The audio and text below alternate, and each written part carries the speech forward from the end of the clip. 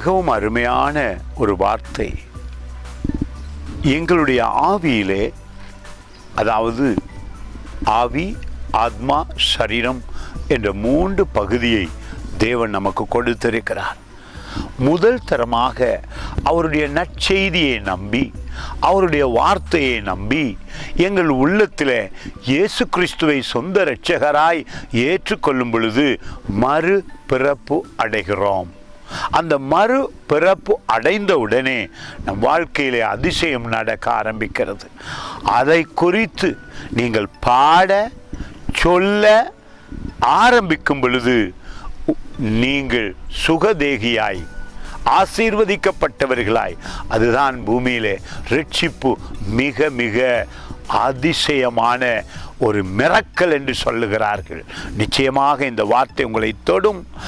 சங்கீதம் 71:23வது வசனம் சொல்லுகிறது, நான் பாடும்போது என் உதடுகளும் நீர் மீட்டு கொண்ட என் ஆத்துமாவும் கெம்பீரித்து மகிழும்.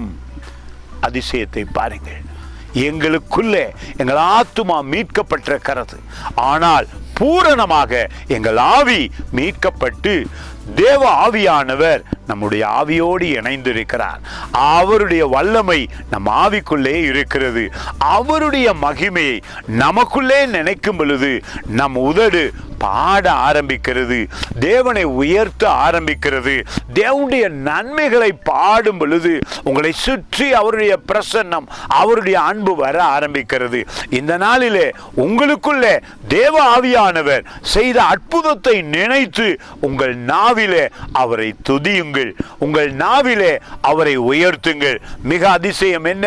உங்களுக்குள்ளே தேவ ஆவியானவர் அதிசயமாக கிரியை செய்து உங்களை மறு பிறப்பிலே நடத்தி இருக்கிறார். நீங்கள் இப்பொழுது இயேசு கிறிஸ்துடைய ஆவியினால் நடத்தப்படுகிறீர்கள். God bless you.